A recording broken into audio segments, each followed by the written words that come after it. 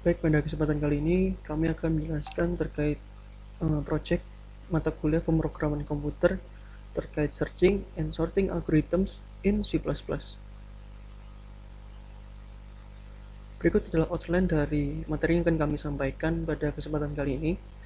Yang pertama adalah pengertian algoritma sorting dan searching. Kemudian yang kedua adalah terkait project 1, yaitu program mengurutkan bilangan menggunakan algoritma bubble sort. Yang ketiga merupakan terkait project 2, yaitu program mengurutkan data mahasiswa menggunakan algoritma insertion sort. Baik, untuk outline yang pertama adalah pengertian algoritma sorting dan searching. Berikut adalah pengertian dari sorting dan searching. Untuk sorting merupakan suatu proses yang dilakukan oleh sebuah program untuk menyusun atau mengurutkan kembali suatu kumpulan elemen data dengan aturan tertentu. Sedangkan untuk searching merupakan suatu proses untuk menemukan suatu nilai atau data tertentu di dalam sekumpulan data yang memiliki tipe data yang sama. Kedua hal ini merupakan dua hal yang saling berkaitan, karena dengan melakukan sorting pada sekumpulan data, maka proses searching pun akan semakin mudah dan efisien. Oleh karena itu, kedua hal ini merupakan dua hal yang cukup penting pada program pengolahan data. Kemudian yang selanjutnya adalah jenis-jenis algoritma sorting. Untuk proses sorting sendiri dapat dilakukan dengan beberapa macam algoritma, dan tentunya masing-masing algoritma memiliki tingkat efisiensinya sendiri-sendiri. Di sini kami sudah mencantumkan beberapa contoh algoritma sorting. Yang pertama ada bubble sort, kemudian insertion sort, kemudian selection sort, dan merge sort. Di sini hanya beberapa contohnya saja, masih banyak lagi contoh-contoh algoritma sorting yang dapat digunakan.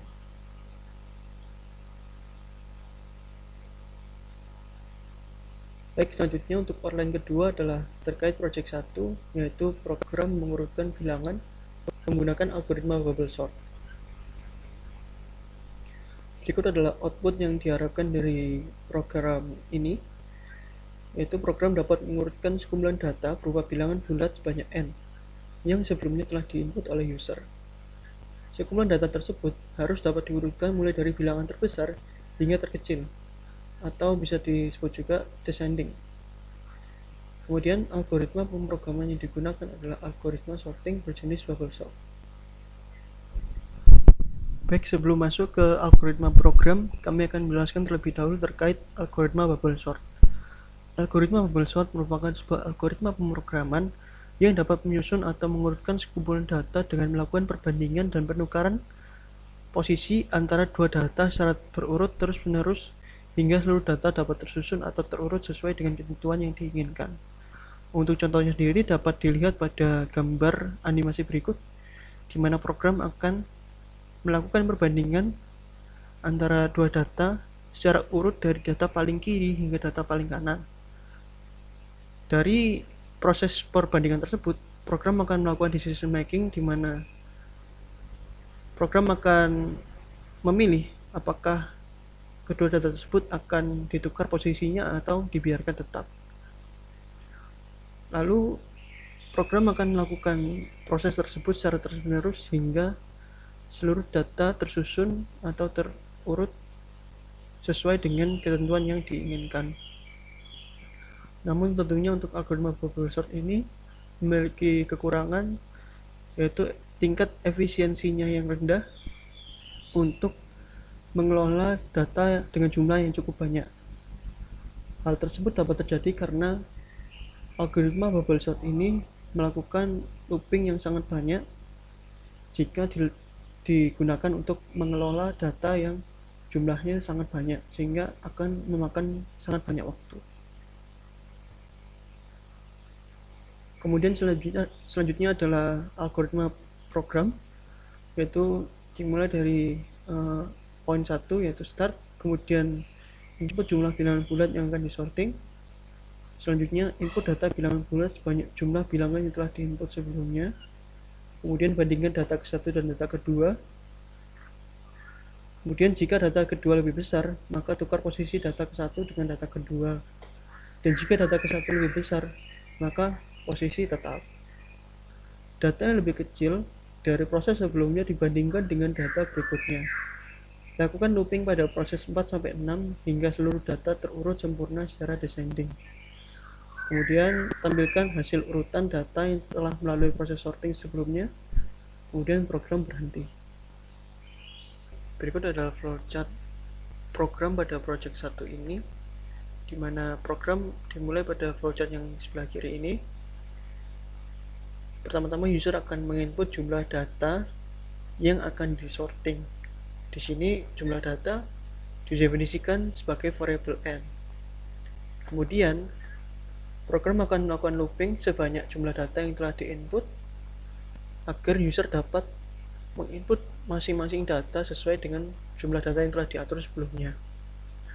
Setelah user menginput seluruh data, maka data-data tersebut akan dimasukkan dalam sebuah array, yang dimana array tersebut akan masuk ke fungsi A.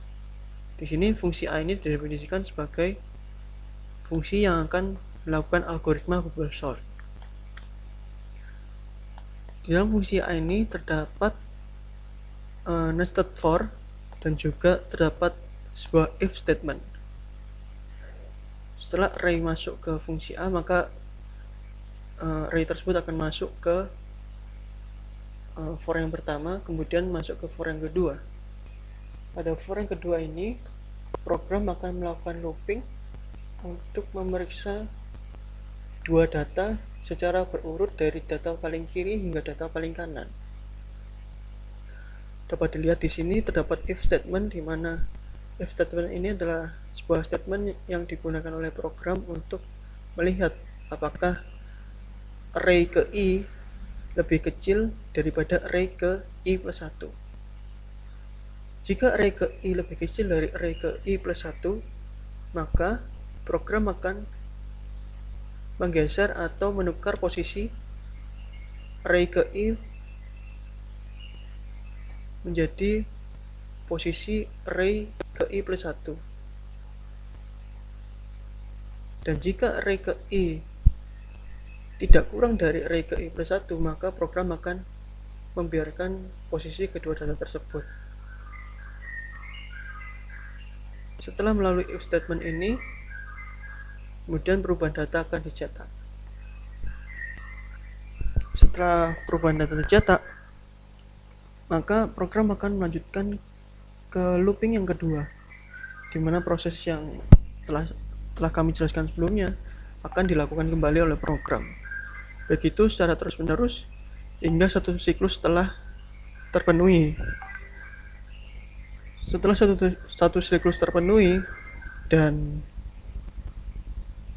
kumpulan data tersebut masih belum terurut, maka looping akan berlanjut di looping yang pertama.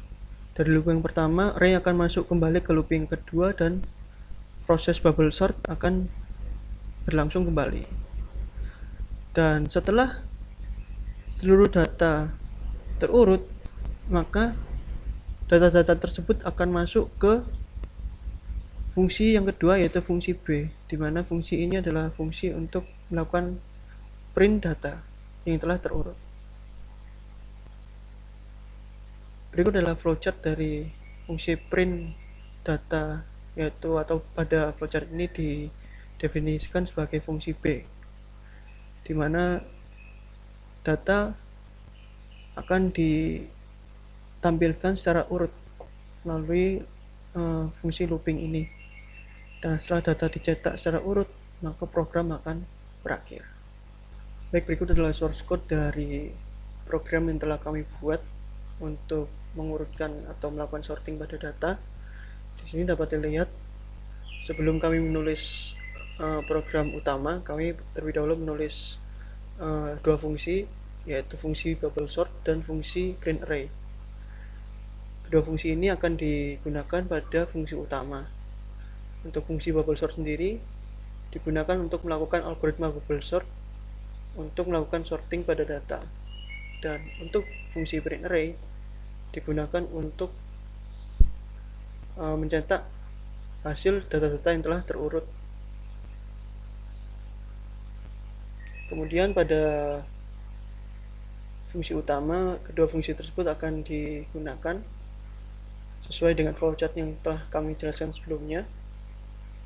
User akan melakukan input jumlah data, kemudian setelah jumlah data di-input, kemudian user akan melakukan pengisian data sesuai dengan jumlah yang telah di-input sebelumnya. Setelah data tersebut di-input, maka himpunan data-data tersebut atau kumpulan data-data tersebut akan masuk ke fungsi bubble sort. Setelah melalui fungsi bubble sort, maka akan terdapat hasil dari sorting yang dilakukan oleh program. Hasil dari sorting tersebut akan dicetak satu persatu oleh fungsi print array dan program selanjutnya akan berhenti. Untuk hasil run program sendiri dapat dilihat pada tampilan yang sebelah kiri ini adalah tampilan awal program, di mana program akan meminta input jumlah data pada user. Kemudian pada gambar sebelah kanan ini user akan menginput jumlah data yang akan disorting. Kemudian step selanjutnya adalah setelah user input jumlah data yang akan disorting, user akan melakukan input data satu persatu sesuai dengan jumlah yang telah diatur oleh user sebelumnya. Kemudian dari data-data tersebut, program akan melakukan sorting dan kemudian urutan data hasil sorting akan ditampilkan seperti tampilan pada sebelah kanan ini. Baik, mungkin demikian untuk project yang pertama. Selanjutnya untuk project yang kedua akan dijelaskan oleh teman saya. Ya, berikutnya adalah project 2, yaitu program mengurutkan data mahasiswa menggunakan algoritma insertion sort. Dan sekarang bersama saya Esa Anugrah Ramadan dengan NRP 50092011166. Ya, langsung saja kita ke soalnya. Nah, tulis program untuk mengurutkan dan mencari data dengan keyword NRP terhadap data mahasiswa yang setiap recordnya terdiri dari field NRP, yaitu 10 karakter, nama 25 karakter, dan IPK dalam bentuk float. Dan data tersebut diurutkan secara descending atau dari yang terbesar dari yang terkecil berdasarkan NRP-nya. Gunakan struktur data of array of struct dan algoritma insertion sort. Pertama-tama, program meminta input jumlah mahasiswa yang akan diinputkan, kemudian baru menginputkan data mahasiswa, dan kemudian menampilkan data mahasiswa tersebut dalam keadaan urut secara descending. Nah, sebelum saya akan menjelaskan algoritma dan pemrogramannya, sebelumnya saya akan menjelaskan apa itu insertion sort algorithm. Insertion sort merupakan sebuah algoritma pemrograman yang dapat menyusun atau mengurutkan sekumpulan data dengan melakukan perbandingan dan pengurutan dua data pertama pada sebuah array. Jadi bisa kita lihat pada contoh di sini, namun sebelumnya contoh ini menggunakan pengurutan ascending atau dari yang terkecil ke terbesar. Bisa kita lihat sekarang sorting sudah mencapai pada data kelima. Jadi data kelima yaitu 8 dibandingkan dengan data sebelumnya. Dan apabila data tersebut ternyata lebih besar, maka tidak akan terjadi apapun. Saat masuki data ke-6, yaitu angka 7 tadi, dan ternyata didapati angka 7 lebih kecil dari angka 8, yaitu yang sebelumnya, dan kemudian menggantikan posisi angka 8 tersebut. Dan proses tersebut dilakukan pengulangan hingga semua data telah dilakukan pengecekan. Nah, namun kekurangan dari algoritma ini juga sama dengan algoritma bubble sort, yakni kurang efisien untuk mengolah data yang sangat banyak karena kompleksitas dari sorting ini.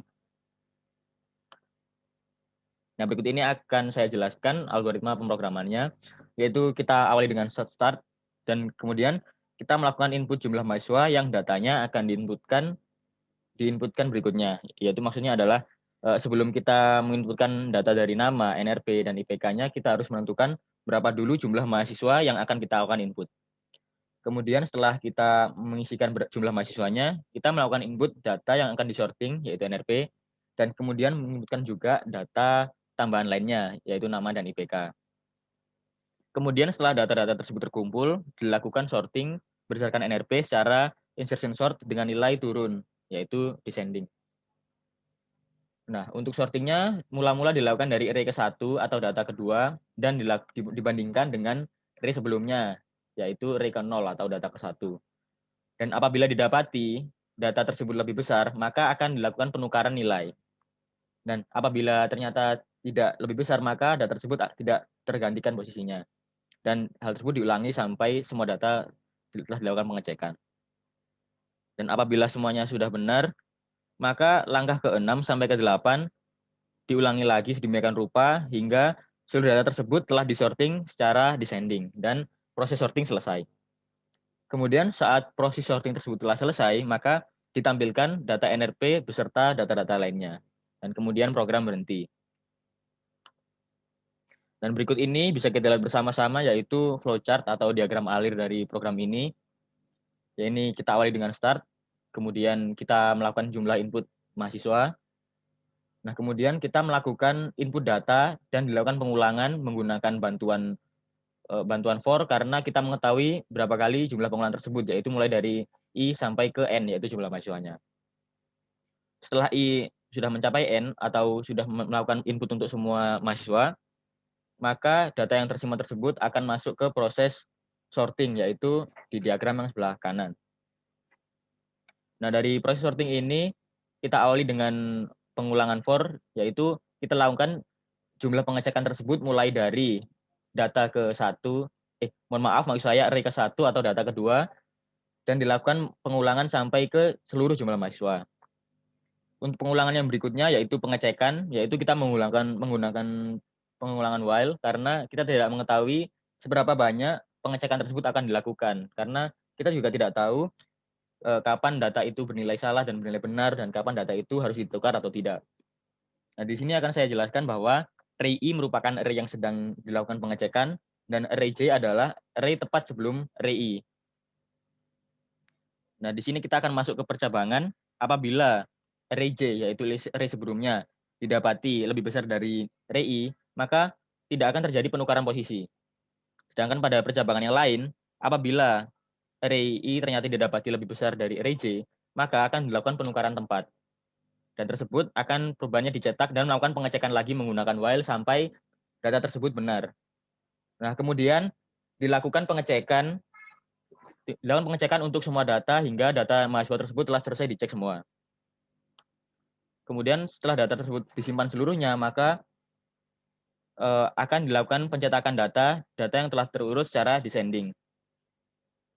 Nah, setelah data tersebut dicetak semua, maka program telah selesai. Nah, berikut ini yang bisa kita lihat bersama yaitu struktur kode dari pemrograman ini dan mungkin akan saya jelaskan lebih detail.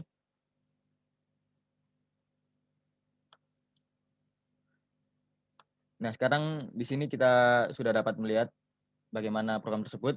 Nah, akan saya jelaskan secara satu-satu. Di sini kita menggunakan header IOStream dan juga using namespace std untuk menggunakan cin dan cout. Nah, kemudian di sini kita mendeklarasikan struct. Nah, struct ini tuh bisa dibilang mirip seperti array, yaitu untuk menampung data. Namun, struct ini dapat digunakan untuk menampung tipe data yang berbeda-beda. Yang di sini dapat kita lihat yaitu tipe data long untuk NRP, karena NRP menggunakan nilai yang cukup besar, yaitu hingga 10 digit. Kemudian ada string, tipe data string untuk nama, yaitu karena nama menggunakan karakter-karakter. Kemudian ada tipe data float untuk IPK, karena IPK tidak menggunakan bilangan bulat. Nah, kemudian setelah kita membuat struk tadi, kita membuat suatu fungsi, yaitu pertama kita harus membuat fungsi untuk input data, yang di sini dinamai dengan input data. Nah, kemudian fungsi pengisian tersebut dilakukan pengulangan sebanyak beberapa kali, sebanyak jumlah mahasiswa tersebut. Nah, di sini dapat kita lihat menggunakan perulangan for dan dimulai dari I sama dengan 0 atau dari data pertama. Nah, kemudian akan ditampilkan tulisan masukkan data mahasiswa. Kemudian di kolom NRP kita mendapati cin, yaitu untuk memasukkan nilai NRP. Nah, di sini terdapat if.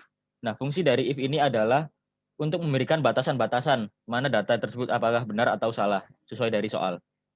Nah, dalam kasus ini kita mengamati untuk NRP, yaitu kita menggunakan if dengan NRP apabila lebih besar dari sama dengan 9 sebanyak 10 digit, maka secara tidak langsung input tersebut kita telah melakukan input tersebut salah, yaitu melakukan input sebanyak 11 kali. Dan apabila hal tersebut terjadi, maka akan muncul error message berupa input NRP tidak boleh melebihi dengan 10 digit. Nah, apabila keadaan tersebut terjadi, maka akan dilakukan pengulangan pengisian NRP tadi. Nah, apabila pengulangan tersebut kita lakukan, jadi kita harus mengisi kolom tersebut sampai data tersebut benar sesuai dengan kriteria. Nah, apabila data tersebut sudah diisi dengan benar, maka pengulangan tersebut selesai dan kita melanjutkan untuk pengisian ke data berikutnya, yaitu data nama. Nah, sebelumnya kita menggunakan fungsi getchar, yaitu untuk mengakhiri input kita dengan enter. Jadi dengan kita menekan enter, berarti kita telah menyetujui bahwa input kita selesai. Kemudian kita masuki untuk penginputan nama dengan proses yang kurang lebih sama, yaitu kita memiliki batasan tidak boleh melebihi dari 25 karakter nama. Nah, apabila karakter melebihi 25, maka akan muncul cout error message berupa input nama tidak boleh melebihi dari 25 karakter. Nah, di sini akan terjadi pengulangan juga sampai kita mengisi nama dengan benar kurang dari 25 karakter. Nah, namun apabila kita sudah benar mengisinya, maka akan berlanjut ke pengisian berikutnya menggunakan continue ini. Berikutnya, kita mengisi data IPK dengan cara yang sama juga. Namun kali ini menggunakan batasan, yaitu nilai IPK tidak boleh melebihi dari 4. Dan apabila input salah, akan muncul error message juga. Input IPK tidak boleh melebihi dari 4. Dan dilakukan pengulangan apabila kita masih salah dalam menulis IPK. Kemudian apabila benar, maka pengisian berlanjut dan selesai. Untuk fungsi yang kita buat berikutnya yaitu fungsi print struct. Di sini adalah fungsi ini bertujuan untuk mencetak data-data yang telah terurut dengan benar secara descending setelah dilakukan sortir. Dan data ini bisa kita lihat dilakukan cout berupa array nama, NRP, dan IPK yang sudah terurut dengan benar. Kemudian fungsi yang kita buat berikutnya adalah fungsi yang paling penting di sini, yaitu fungsi sorting. Nah, fungsi sorting ini kita namai dengan insertion sort. Di sini kita mendeklarasikan I, J, kemudian key. Nah, pertama untuk pengulangan sortingnya kita menggunakan pengulangan for karena kita menggunakannya karena kita sudah mengetahui berapa kali kita harus melakukan pengulangan penggantian data untuk yang diceknya, yaitu dimulai dari data yang kedua atau bisa kita sebut array yang pertama hingga data semua data mahasiswa.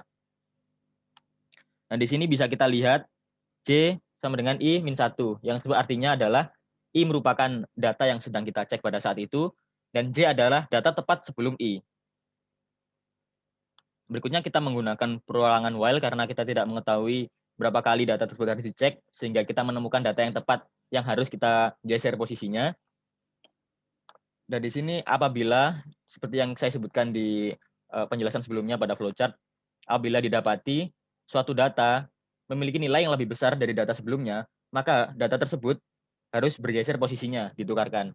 Namun, apabila data tersebut ternyata didapati lebih kecil dari data sebelumnya, maka data tersebut akan tetap dan tidak akan terjadi apa-apa. Kemudian, kita melakukan pengecekan data untuk data yang sebelah kirinya. Jadi, kita selalu bergerak ke kiri, kemudian apabila sampai pojok kiri ternyata data tersebut tidak dilakukan perubahan, maka kita melakukan pengecekan untuk data selanjutnya, yaitu data ketiga. Seperti itu. Dan dilakukan untuk berkali-kali sehingga sedemikian rupa sampai proses sorting selesai dan pengurutan selesai secara descending atau nilai yang terbesar dari nilai yang terkecil. Nah, kemudian kita memasuki fungsi utama di sini, yaitu fungsi dari keseluruhan ini. Mula-mula kita melakukan cout, yaitu tulisan input jumlah mahasiswa. Nah, di sini kita melakukan input jumlah data mahasiswa yang akan kita inputkan berikutnya. Dan data tersebut akan masuk ke struct. Kemudian kita memanggil fungsi di sini, fungsi input data, yaitu untuk melakukan input NRP, nama, dan juga IPK. Nah, selanjutnya setelah input setelah selesai, kita memanggil fungsi insertion sort, yaitu untuk menyorting fungsi yang sudah dimasukkan sebelumnya. Nah, apabila Setelah selesai, maka dilakukan cout, yaitu tulisan hasil, dan di bawahnya akan diikuti dengan pemanggilan fungsi print struct untuk mencetak semua data yang telah terurut dengan benar. Nah, agar kita bisa memahami cara kerja kode ini dengan jelas, mari kita melakukan run untuk kode ini.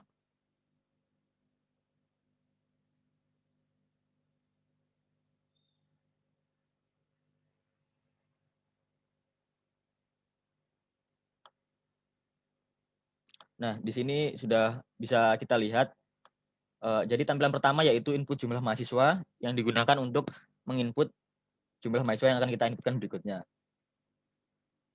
Kita ambil contoh, kita akan menginput 4 mahasiswa.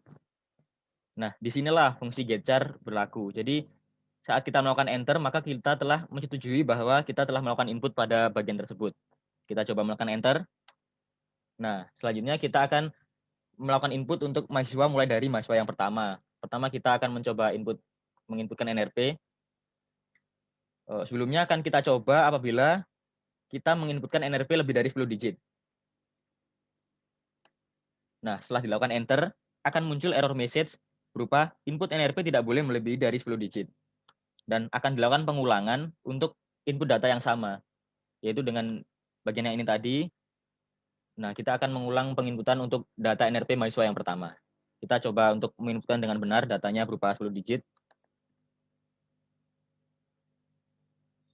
Apabila kita tekan enter, maka kita akan berlanjut ke input nama untuk mahasiswa 1. Nah, sekarang kita akan mencoba input dengan benar. Berikutnya kita input IPK. Nah, setelah kita enter, maka akan muncul data inputan untuk mahasiswa yang kedua. Dan hal ini akan berulang sampai kita melakukan input mahasiswa keempat, yaitu selesai melakukan input semuanya. Kita akan coba melakukan input lagi.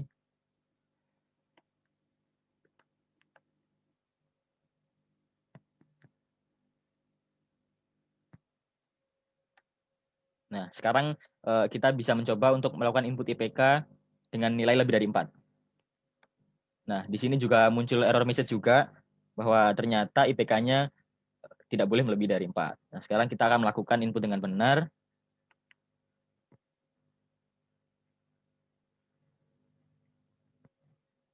Sebentar, akan saya besarkan layarnya.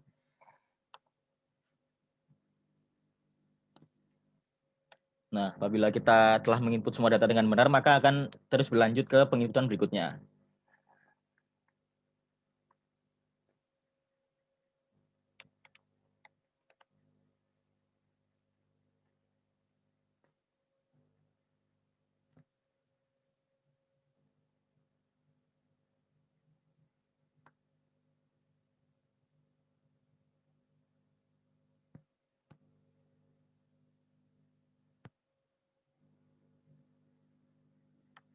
Nah, saya sudah melakukan input sampai data keempat.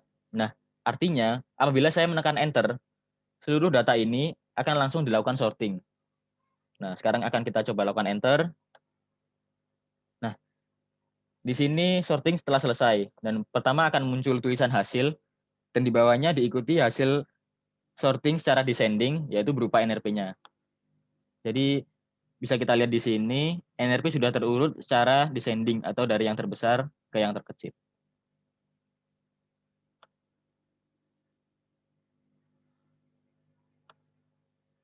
Nah, mungkin kurang lebihnya seperti itu. Nah, ini adalah data yang saya tampilkan pada PPT. Ini adalah hasilan programnya. Nah, mungkin cukup sampai di sini. Semoga bermanfaat. Sekian dari kelompok saya. Wassalamualaikum warahmatullahi wabarakatuh.